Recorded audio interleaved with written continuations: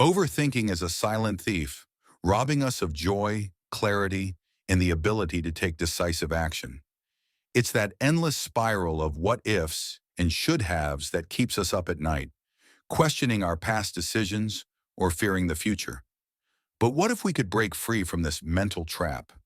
What if we could quiet the noise in our minds and regain control over our thoughts? This book serves as a guide to understanding the roots of overthinking, and more importantly, how to overcome it. By diving deep into its causes and providing actionable strategies, it offers a way to reclaim peace of mind and live a life with focus and purpose. With insights into why we overthink and practical tools to help stop the habit, the book is not just a remedy, but a roadmap to mental freedom. Chapter 1. Overthinking isn't about overthinking. Overthinking isn't merely the act of thinking too much. It's a cycle of repetitive, unproductive thoughts that often lead to frustration, anxiety, and emotional paralysis. At its core, overthinking stems from a mix of personal habits, environmental triggers, and deeply ingrained mental models. Understanding why it occurs requires examining the forces at play, both internal and external, that fuel this mental clutter and turn it into a source of agony. Sometimes the root cause lies within us. Our personalities, tendencies, and past experiences create fertile ground for overthinking to thrive. Perfectionists, for example, may dwell endlessly on how things could have gone differently, replaying scenarios in their minds as if to rewrite the past. People pleasers often obsess over how their words or actions might have been perceived, fearing judgment or rejection. Even those with a generally optimistic outlook can fall victim to overthinking when they face uncertainty or situations that feel out of their control. These internal traits, combined with our own self-doubt and insecurities, create a loop where overthinking becomes the default response to stress or conflict. But it isn't always just about what's inside us. The environment around us plays a powerful role too. In a fast-paced world filled with information overload, we are constantly bombarded with news, social media updates, and opinions. The pressure to keep up, to succeed, or to live up to societal expectations can push our minds into overdrive. For example, scrolling endlessly through social media might trigger comparisons that leave us questioning our choices or accomplishments. A toxic workplace, filled with criticism or unclear expectations, can also seed overthinking as we second-guess our every move.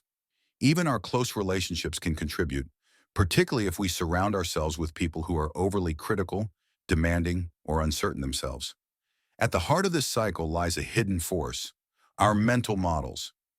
These are the deep-rooted frameworks we use to interpret the world and our experiences within it.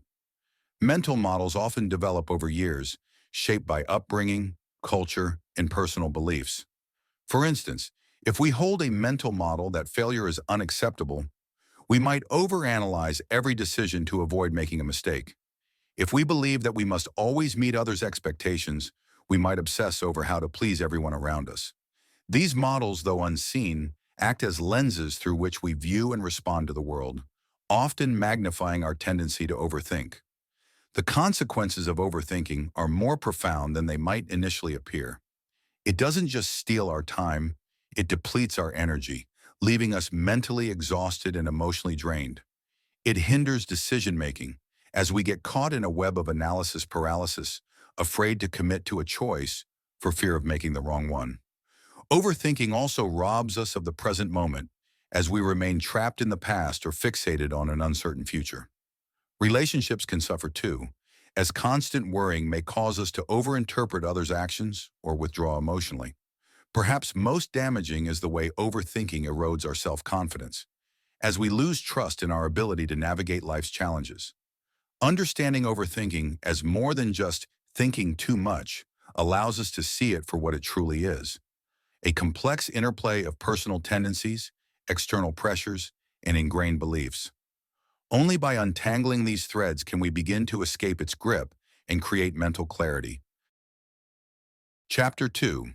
The De-Stress Formula, and then some. Stress is an unavoidable part of life, but how we manage it can determine whether it controls us or we rise above it. At the core of effective stress management lies a simple yet transformative concept: clarity. Understanding stress, identifying its triggers, and applying targeted strategies can transform how we navigate daily challenges. One such approach is rooted in the 4 A's of stress management, a framework designed to simplify our responses to stress. These A's, avoid, alter, accept, and adapt, represent choices we can make when faced with pressure. Avoidance is not about running from problems, but thoughtfully eliminating unnecessary stressors, like saying no to commitments that overwhelm us. Altering is the act of changing how we communicate or operate within stressful situations. Acceptance, often the hardest to achieve, requires acknowledging what cannot be changed and choosing to focus on what can. Adaptation, the final piece, involves reshaping our mindset to see challenges in a new, less daunting light. To understand the 4 A's framework, let's consider a practical example of someone, Sarah, who feels overwhelmed by the demands of her job and personal life. Sarah is a project manager juggling multiple deadlines while also taking care of her 2 children. Her stress levels are through the roof, and she feels like she's constantly falling behind. Here's how she might apply the 4 A's to regain control. Avoid, Sarah realizes she has been saying yes to every meeting request, even when her presence isn't essential. To reduce unnecessary stress, she starts declining meetings that don't directly require her input, freeing up time for focused work. Similarly, she stops volunteering for extra tasks that don't align with her priorities. This isn't avoidance in a negative sense, but a thoughtful elimination of tasks that add unnecessary pressure. Alter. Sarah notices that her stress spikes every time her team sends last-minute requests. She decides to communicate more proactively, setting clear boundaries and expectations. For instance, she emails her team, requesting all non-urgent issues be submitted by the end of the previous day instead of during her peak working hours. By altering how she interacts with her colleagues, she creates a less stressful work environment.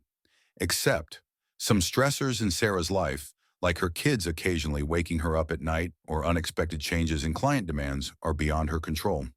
Instead of resisting these realities, she practices acceptance. For example, when her kids disrupt her sleep, she focuses on making the morning smoother by preparing her children's lunches the night before. Acceptance helps her redirect her energy toward things she can control. Adapt. Finally, Sarah adapts her mindset to view challenges as opportunities for growth. Instead of thinking, "I'll never get all this done," she reframes her thoughts. "I have the tools to prioritize and tackle one thing at a time." She also uses her commute to listen to calming podcasts or audiobooks, transforming a potentially stressful time into a moment of self-care.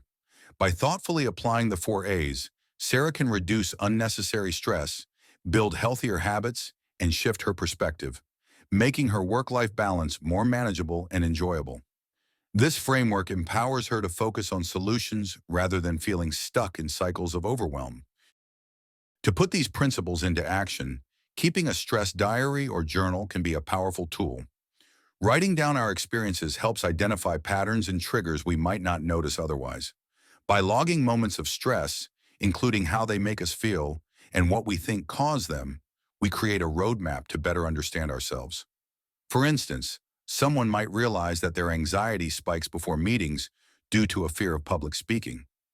With this insight, they can take specific steps to address the issue, such as preparing thoroughly or practicing relaxation techniques beforehand. Journaling also creates space for reflection, allowing us to vent emotions without judgment and often leading to moments of clarity. When stress feels overwhelming and our minds spin out of control, grounding techniques offer a lifeline.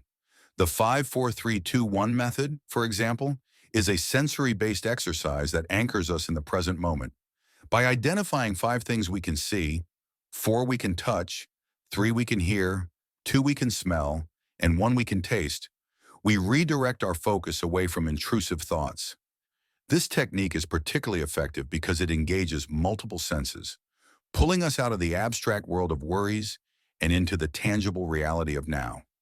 A person caught in a spiral of overthinking about work deadlines, for instance, might pause to practice this technique and feel their mind settle as they reconnect with their immediate environment. Narrative therapy introduces another layer to stress management by encouraging us to externalize our problems. Instead of internalizing stress as part of who we are, we learn to view it as something separate, something we can analyze and confront. This shift in perspective can be liberating. Imagine someone who constantly tells themselves, "I'm terrible at managing time." Narrative therapy would encourage them to reframe this into, "I'm dealing with a challenge related to time management."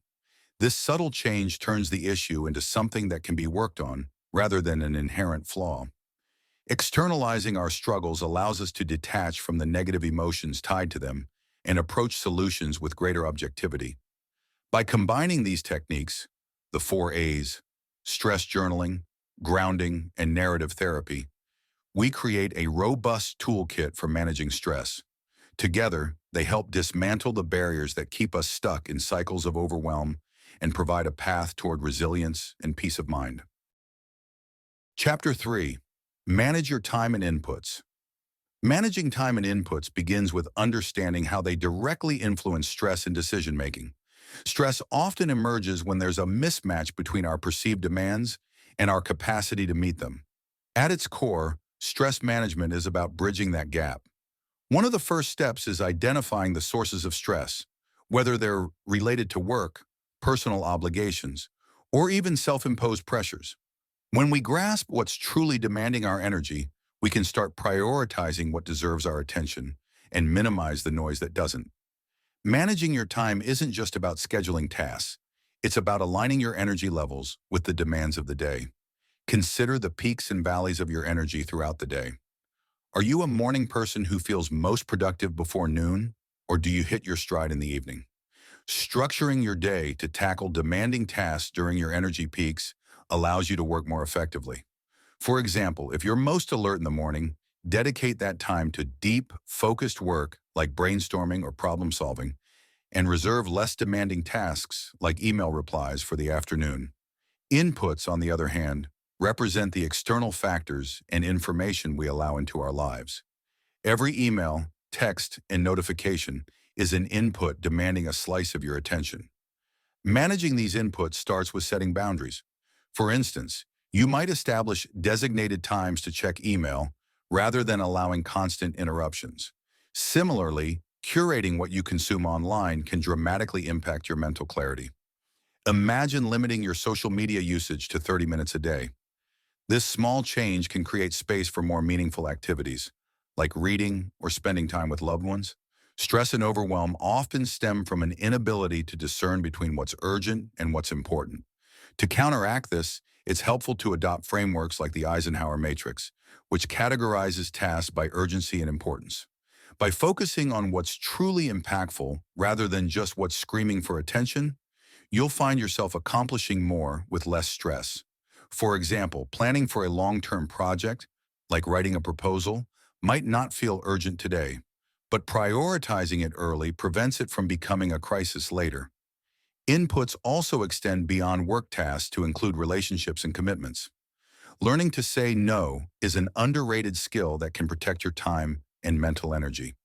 If you're someone who's always saying yes to every request, consider the cumulative cost.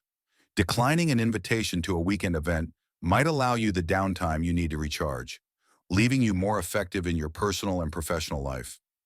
By mastering the management of time, energy, and inputs, you gain a sense of control and clarity that reduces stress and boosts productivity. It's not just about working harder, but working smarter, ensuring your time is spent on what truly matters while leaving room for rest and reflection. Chapter 4. How to Find Instant Zen. Finding instant Zen can often feel like a lofty goal, but it becomes far more attainable when approached with practical techniques. The journey begins with strategies that directly engage the mind and body to break free from the spiraling grip of overthinking and stress. These techniques act as anchors, helping you center yourself in moments of mental turbulence. Autogenic training is a simple yet powerful tool for achieving instant calm. This method involves mentally guiding your body into a state of relaxation by focusing on sensations like warmth and heaviness in different areas. For instance, you might close your eyes and repeat to yourself, "My arms are heavy and warm," or "My breathing is calm and steady." Over time, this practice teaches your body to associate these affirmations with a state of deep relaxation. Imagine preparing for a nerve-wracking presentation. Spending just 5 minutes on autogenic training beforehand can help you feel grounded and composed. Guided imagery and visualization are other potent techniques for cultivating peace. This involves mentally transporting yourself to a serene and comforting place, whether it's a quiet beach, a lush forest, or even a favorite childhood memory. A guide, such as a soothing voice in a meditation app, can help lead you through this mental journey. For example, you might imagine yourself walking barefoot on soft sand, hearing the waves crash gently, and feeling the warmth of the sun on your skin. This mental escape can trick your mind into believing it's in that tranquil setting, reducing stress and promoting calm. Progressive muscle relaxation is an effective way to relieve tension held in the body, often unnoticed. This method systematically focuses on tensing and then releasing muscle groups, working from head to toe or vice versa. For example, you might start by clenching your fist tightly for a few seconds before letting go and noticing the sensation of relaxation. Then move to your shoulders, stomach, legs, and so on. This not only relaxes the body, but also brings your attention away from intrusive thoughts and back to the present. Worry postponement, while seemingly counterintuitive, is a powerful mental strategy. Instead of suppressing anxious thoughts, you allow yourself to address them, but at a later, designated time. When you catch yourself ruminating, you can say, "I'll think about this at 6 p.m. for 10 minutes. Surprisingly, when that time arrives, many of the worries seem less urgent or even irrelevant. This technique creates mental boundaries, preventing worries from hijacking your entire day. Imagine you're overwhelmed by thoughts of an upcoming decision. Delaying those concerns until your worry time allows you to focus on the present moment without distraction. Each of these techniques, autogenic training, guided imagery, progressive muscle relaxation, and worry postponement, offers a unique path to finding instant Zen. When used regularly, they not only help in moments of acute stress, but also build resilience, ensuring you're better equipped to handle life's inevitable challenges with clarity and calmness. Chapter 5. Rewire your thought patterns. Rewiring your thought patterns is essential in overcoming overthinking and embracing a healthier, more constructive mindset. Often our minds become tangled in cognitive distortions, thought patterns that can cloud our judgment, amplify stress, and perpetuate negative emotions. The first step toward reprogramming these mental habits is recognizing and unraveling them. Cognitive distortions are patterns of thinking that lead to inaccurate, negative perceptions of ourselves, others, and the world around us. One common distortion is catastrophizing, where you exaggerate the worst possible outcome of a situation. For example, if you make a small mistake at work, you might immediately think, "I'm going to get fired and my career is over." Another common distortion is black and white thinking, where you view situations in extremes without acknowledging the gray areas. For instance, if you don't meet a personal goal, you might feel like a complete failure, even though you've made significant progress. By identifying these patterns, you begin to understand how they influence your emotions and reactions, setting the stage for change. Once you become aware of your cognitive distortions, the next step is to challenge and ultimately get rid of them. A practical approach to countering cognitive distortions involves asking yourself a few key questions. What evidence do I have for this thought? Is there another way to view this situation? What would I tell a friend in a similar position? For instance, if you catch yourself thinking, "I'm terrible at this," try listing your past successes or identifying areas where you've improved. Reframing the situation in a more balanced way helps interrupt the cycle of negative thinking.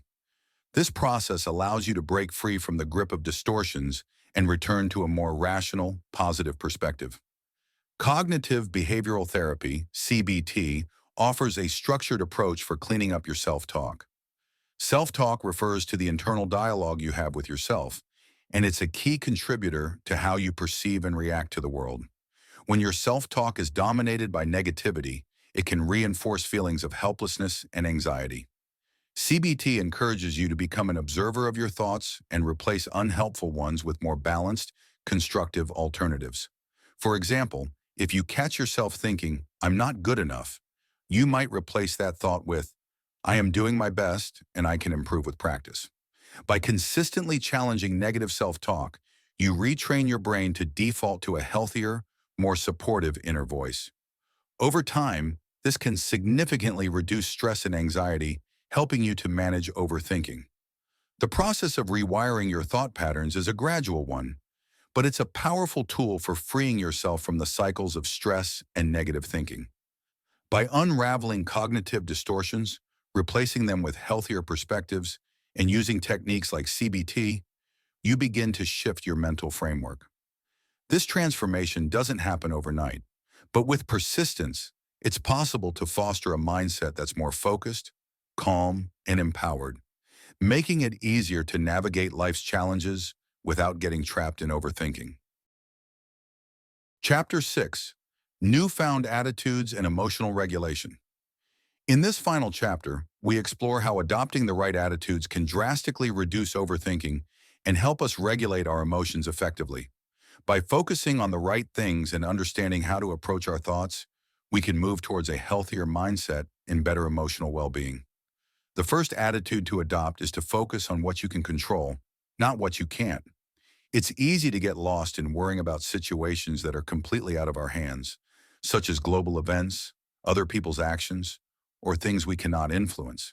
This type of thinking fosters anxiety and helplessness. Instead, when you direct your energy toward what you can control, your reactions, your behavior, your decisions, you reclaim your sense of agency. For example, if you're feeling stressed about an upcoming meeting, focus on preparing the best you can rather than stressing about the outcome. This shift in focus helps you channel your energy into productive actions, not worry. The second attitude involves focusing on what you can do, not what you can't. Often, overthinking stems from a sense of limitations. We get caught up in the things we think are impossible or out of reach. But by reminding yourself of your capabilities and actions within your control, you begin to recognize that many obstacles are surmountable. For example, if you're feeling overwhelmed about starting a new project, remind yourself of the small, actionable steps you can take right now to move forward. This shift from limitations to possibilities can create a sense of empowerment. Next, we look at focusing on what you have, not what you don't have.